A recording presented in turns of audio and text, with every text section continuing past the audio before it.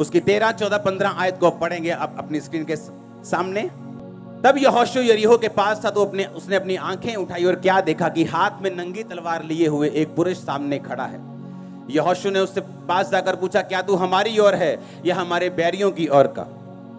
उसने उत्तर दिया, मैं यहोवा की सेना का प्रधान होकर अभी आया हूं। तब यहोशू ने पृथ्वी पर मुंह के बल गिरकर दंडवत किया और उससे कहा, अपने दास के लिए प्रभु की क्या आज्ञा है? आमीन। जैसे ही उन्होंने खतना किया, बाइबल कहती है परमेश्वर ने एक स्वर्गदूत को भेजा जो उनकी सेना का स्वर्गदूतों का प्रधान होकर वहां पे गया और उसने कहा, तू कौन है? तू कहां से आया है? क्या तू मेरे विरुद्ध है या मेरी ओर है? उसने कहा, मैं परमेश्वर की ओर से आया हूं और मैं तेरी ओर से लड़ूंगा, मैं तेरी ओर हूं। इसका मतलब जब वचन पूरा होता है, डिवाइन हेल्पर्स आपकी हेल्प करते हैं, एंजल्स की सुरक्षा आपके साथ होती। आप मेरी बात समझ रहे कि नहीं? वो प्रोटेक्शन आपके साथ होती। अपने पड़ोसी को बोलो, प्रभु के साथ सही रीति के साथ चल तो सब अच्छा होगा। आमीन। उसने हमें एक मैनुअल दिया, एक बुक दी है, एक बाइबल दी है, एक वचन दिया है, जिसके अनुसार अगर हम चलें तो परमेश्वर ने कहा सारी चीजें अपने आप फिट बैठेगी तेरी लाइफ में। मैं सभी तेरे परिवार को, तेरी फैमिली को, तेरे फाइनेंस को, तेरी सेहत को, हर एक चीज को फिट कर दूंगा जहां वो फिट होनी चाहिए, अगर तू मेरे धर्म और राज्य की खोज करेगा तो। आमीन। इस लाइफ में अगर कोई सफर कर रहा है, संघर्ष कर रहा है, तो वो परमेश्वर की ओर से नहीं है। समझ आई कि नहीं? Life is a struggle. ये सबसे बड़ा क्या है? झूठ है। Life is not a struggle. आपने अपने बच्चों को स्ट्रगल करने के लिए पैदा नहीं किया। आपने ये प्लान नहीं किया कि चलो पहला बच्चा करते हैं ताकि ये सदा फाइनेंशियल मुश्किल में रहे, दूसरा बच्चा चलो सदा ये बीमार रहे, चलो तीसरा बच्चा करते हैं सदा इसमें मुसीबतें रहे, सदा जेल में रहे। ऐसा होता है कभी? ऐसा कोई नहीं सोचता। अगर आप नहीं सोचते, परमेश्वर ने कहा तेरी और मेरी सोच में जमीन और आसमान का फर्क है। अगर तू अपने बाल बच्चों को अच्छी वस्तुएं दे सकता है बुरा होकर भी, तो मैं अपने बाल बच्चों को अच्छी वस्तुएं क्यों ना दूंगा? अगर तू रोटी मांगने पर सांप नहीं देता, तो मैं अपने बच्चों को अच्छी वस्तुएं मांगने वालों को क्यों नहीं दूंगा? Life is not a struggle. ये झूठ है। लाइफ स्ट्रगल तब है जब हम अपने पिता से, अपने परमेश्वर से डिस्कनेक्टेड हैं। हमें नहीं पता कि जीवित परमेश्वर कौन है, इसीलिए life is a struggle. Life struggle नहीं है, नहीं तो हालेलुया। लाइफ स्ट्रगल नहीं है, इसलिए परमेश्वर ने आपको बाइबल दी है। अगर आप यहोशू 6 पढ़ें तो उसमें लिखा, परमेश्वर ने कहा, यहोशू ये सामने यरीहो की दीवार है, और आजकल की दीवारों की तरह वो 13 इंच या 4 इंच या 9 इंच या 18 इंच की नहीं थी, फुटों में थी। इतनी बड़ी मोटी दीवार थी कि उसके ऊपर घर पड़ जाते थे। समझ आ रही कि नहीं? घर थे उसके ऊपर, दीवार इतनी मोटी थी, इतनी मोटी दीवार थी कि उसके ऊपर कमरे थे, घर थे उसकी, इतनी मोटी वो दीवार थी।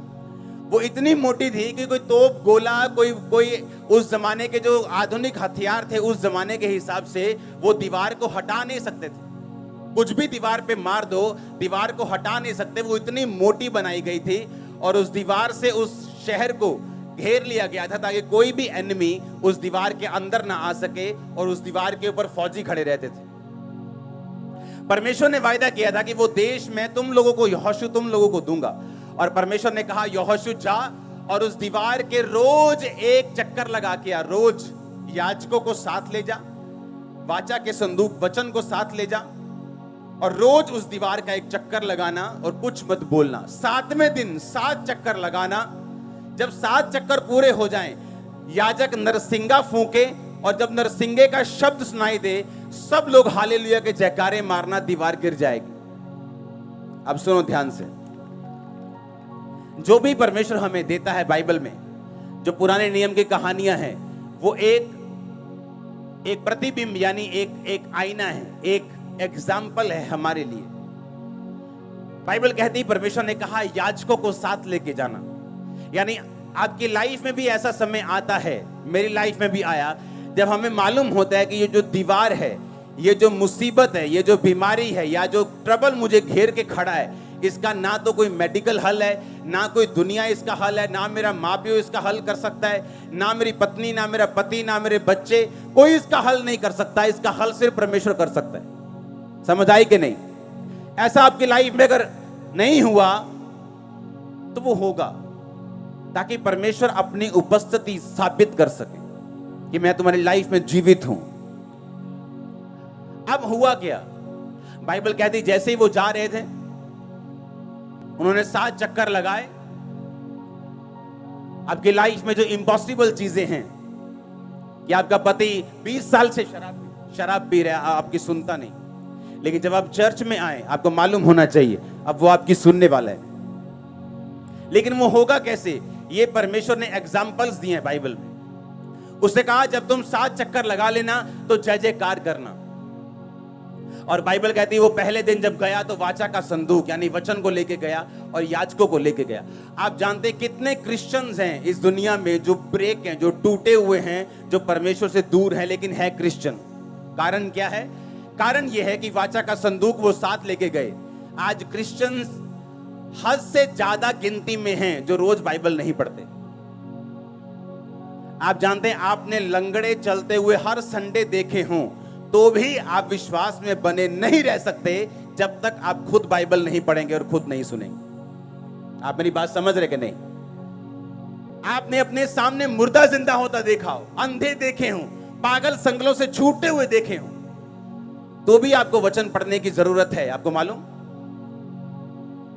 अगर आप वचन नहीं पढ़ेंगे आपकी स्पिरिट में शैतान अविश्वास के साथ और अपने ऐसे वचनों के साथ और अपने ऐसे क्वेश्चंस के साथ अटैक करेगा जिसका जवाब आपके पास नहीं होगा, क्योंकि शैतान कभी भी इमोशनल जवाबों से नहीं मरता, वो वचन के जवाबों से मरता है।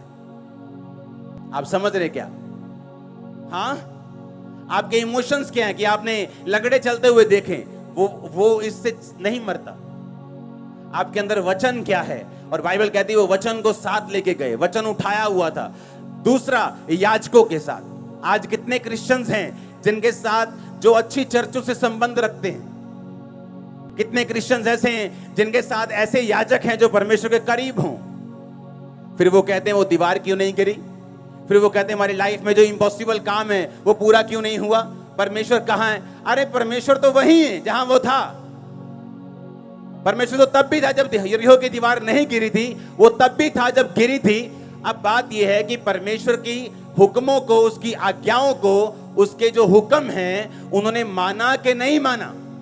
और परमेश्वर का हुक्म था अगर तुम इम्पॉसिबल दीवार को गिरते हुए देखना चाहते हो तो याजकों को लेके जाओ, याजकों को सुरक्षित रखो और याजकों को के साथ जो वाचा का संदूक है वो हो, और उसके बाद नरसिंगे हो, वर्शिप हो, और उसके साथ तुम चलते जाना। आज कितने लोग ऐसे हैं जो अच्छी संगतियों से संबंध रखते हैं। लोगों को लगता है जो घर के पास है वहां चले जाओ, पैसा बचा लो। किराया बहुत लगता है चर्च जाने में, तो पैसा बचाते हैं। पैसा तो बचा लिया पर दीवार वहीं की वहीं खड़ी। उस दीवार के पीछे कितने करोड़ों बैठे हैं, कितनी ब्लेसिंग्स बैठी, वो नजर नहीं आई, लेकिन वो किराया नजर आया जो चर्च जाने में लगता है। वो नजर नहीं आया जो उसके पीछे श्राप है वो टूटेगा, वो नजर नहीं आया जो उसके पीछे कितने बंधन है वो टूटेंगे, वो शैतान जो जाएगा, वो बीमारियां जो जाएंगी, वो श्राप जो घरों से, नशे के जो चीजों के खत्म होंगे, वो नजर नहीं आया। और बाइबल कहती है वो याजकों को लेके चले, वाचा का संदूक जिसमें परमेश्वर के हाथ के लिखे हुए वचन थे वो लेके चले। और उन्होंने जब वर्शिप की 7वें दिन 7 बार चक्कर मार के, हालेलुया, परमेश्वर ने कहा 7वें दिन तुम 7 बार चक्कर, एक शहर के जब तुम 7 चक्कर लगा लोगे तुम्हारी हालत क्या हो जाएगी?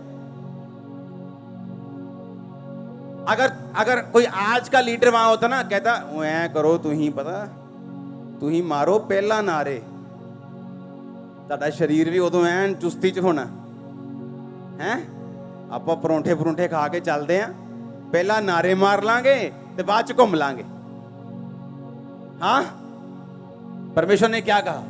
परमेश्वर ने कहा पहले तुम चक्कर लगाओगे 7। हाय, 7 चक्कर। लेडीज भी हैं उसमें, बच्चे भी हैं उसमें, बुजुर्ग भी हैं उसमें। कई बार परमेश्वर जो करने के लिए बोलता है ना वो सेंसलेस लगता है।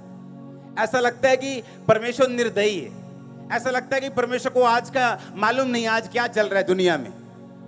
अरे छोटा सा बच्चा है, चर्च में गर्मी बहुत होगी, अरे आज बारिश बहुत है, आज गर्मी बहुत है, आज। जब वो शारीरिक रूप में थक गए, परमेश्वर ने कहा अब मारो जय जयकार के नारे। सुनो, समझ आई कि नहीं? और हमें थोड़ी सी गर्मी से डर लगता है चर्च में बैठने में। हालेलुया। इसीलिए आत्मिक चीजों में हम लोग पीछे, जबकि हमें आगे होना चाहिए। अब आगे जा रहे हैं, आगे जा रहे हो, परिवार समेत आगे जा रहे हो, फाइनेंस समेत आगे जा रहे हो, सेहत समेत आगे जा रहे हो, यीशु मसीह के नाम में आमीन हो। चाहिए बरकत तुम्हारी है चर्च।